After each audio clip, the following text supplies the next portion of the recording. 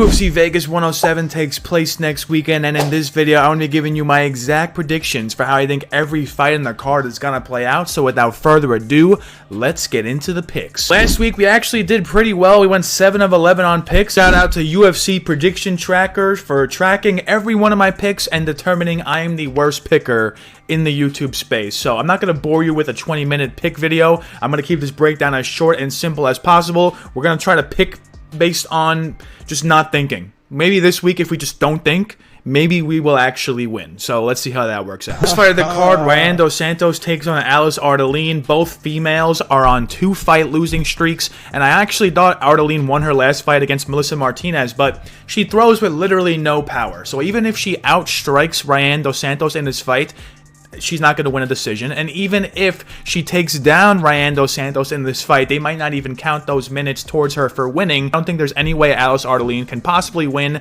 in the UFC ever. Based on that, her last 2 fights she should have won, straight up loses. So if she can't win those fights, I doubt she wins this one against a Brazilian who's 29, about to be 30 years old, entering her fighting prime. We're overthinking. Stop overthinking. Just take Rayanne dos Santos. She's younger, and Ardelean throws with literally nothing. Next up, we got Marquel Mederos taking on Bolaji. Both guys are up-and-coming prospects, both below 30 years old. Marquel Mederos has showed me that he knows how to win fights, even though they're very razor-close decisions. Bolaji, though, I think I'm just going to pick him for no reason.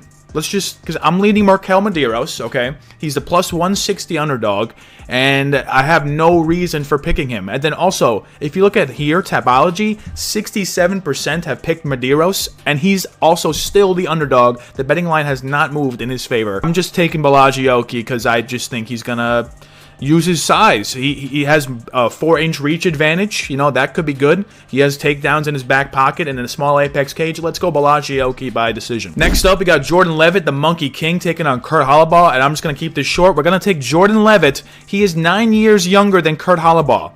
Kurt Holobaugh, you know, he could potentially, you know, land more strikes. He could potentially get a submission in late, but other than that, I think Jordan Leavitt should win this. He's going to throw with more power, and that's going to, you know, present themselves on the judges' scorecards. Jordan Leavitt has been taking a year and a half off of MMA, so the fact that he's back now after only losing 1 fight, he's not on a long fight losing streak. He's 29 years old. He's way younger than Kurt Holobaugh. Only a slight favorite. I might even bet Jordan Leavitt. We're going to take him to win by decision. Next up, Andreas Gustafsson takes on Trevin Giles. I do not think Andreas Gustafsson is very good. The problem with picking Trevin Giles, though, is he doesn't really throw out a lot of volume, doesn't really throw out a lot of power. It looked like he resigned himself to losing a decision against Mike Malott in his last fight, but I think this is a pretty good matchup for him. You know, very similar size. Dang, man. Trevin Giles is not really beating anyone. Preston Parsons, I guess, is a pretty decent win. Preston Parsons kind of fights like Gustafsson. Gustafsson uses a lot of clinch, a lot of Muay Thai.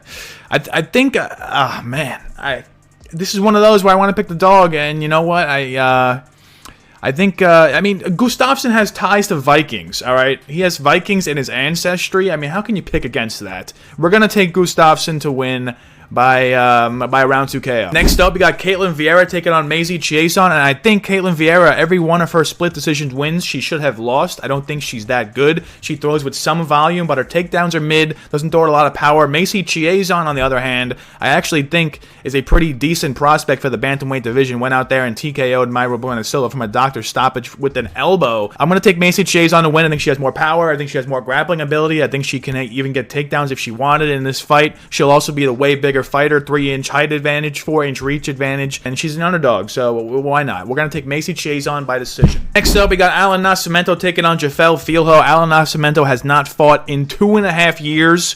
I mean, that has to do something, right? I mean, Jafel Filho hasn't fought in a year, but 2.5 years out of the cage, and throwing him in an Apex fight against a pretty decent flyweight prospect. I mean, I got to go with Jafel Filho here. Andre Nascimento, his whole game is just trying to take your back and sitting in your back for the entire round. Jafel Filho didn't look that good against Muhammad Mokaev and got submitted by him, but then again, that's Muhammad Mokaev. He's very, very good. Still undefeated to this day, even though he's not in the UFC still. I think Jafel Filho has better hands than Nascimento. So if this stays standing, I think Filho wins that. It's basically going to come down to who's going to shoot the takedowns and who's going to be more successful. I saw Allan Nascimento on his back for 13 minutes against Tagir Ulanbekov.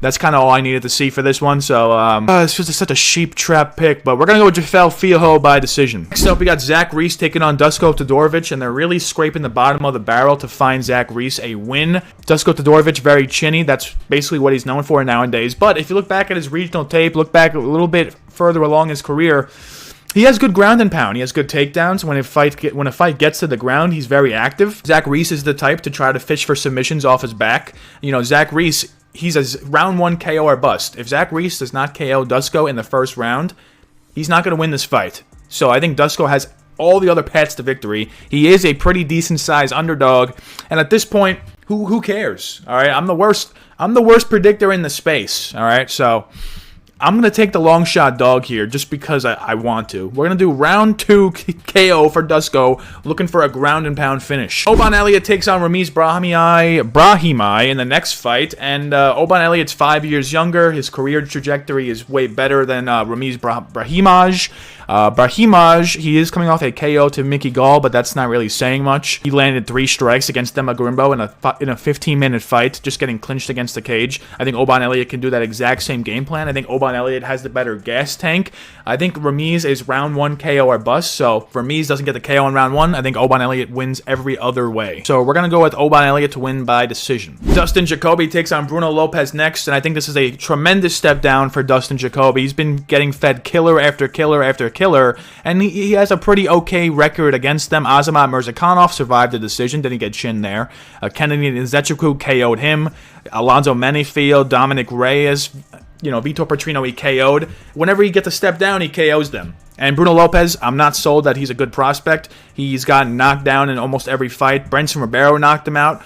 Brigaggio knocked him down. Magomed Gaziasulov has no power, so that was the only fight that he could potentially win. Dustin Jacoby does have power, so I'm going to take Dustin Jacoby to win by a round 2 KO. Next up, Suk Young Ko takes on Billy Ray Goff. I'm going to take Billy Ray Goff to win this by decision. Suk Young Ko did well in his contender series. He was a huge underdog against Igor Cavalcanti, and now they're giving him an even bigger dog. When I say dog, I mean dog. I mean, Billy Ray Goff is going to move forward. He's going to shoot for takedowns. He's going to land with volume, and he's 5 years younger than Suk Young Ko. So I think, he's 9-3 coming off a loss. He's very hungry after that loss. It was over a year ago against Trey Waters in a very, very close decision. It could have went Goff's way, could have went Waters' way. I think he's going to come back here in the small apex cage, utilize his reach advantage, utilize his dog, and win this fight via a very grindy decision. Next up, Matthias Gamrot takes on Ludovic Klein. I'm going to go with Ludovic Klein. He is 4 years younger. He has a longer reach. He's going to be shorter, but he's going to have a longer reach. He's going to be more muscular, more strong than Matthias Gamrot. Matthias Gamrot has been knocked down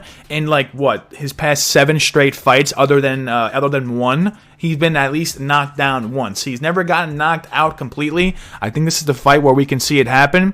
I'm going to lean towards Klein to win by decision, though. I think Klein will land knockdowns. I think that will swing the round in his favor. Gamrot's only way to win, really, is to land takedowns and get control time. And at this point, even if he does that, if he gets clipped in that same round, he's still going to lose the fight. So we're going to take Klein, the underdog, to win by decision. In event time, we got Erin Blanchfield taking on Macy Barber. I'm going to go with Erin Blanchfield to win this by a very grindy decision. I think Blanchfield has all the tools to just keep Macy Barber against the cage, land her takedowns, amass control time, threaten submissions. Macy Barber, she tries to strike with straight up brute force. She's not a volume striker. She lands with power, not volume. And, Erin Blanchfield, we saw her fight someone similar like Talia Santos. Talia Santos was landing with power, but Blanchfield took every shot, got her own takedowns, landed with her own volume, and I think the same exact thing is going to happen here. And I think Blanchfield coming off the win to Rose Namajunas, that's a very, very big win. This feels like a step down in competition.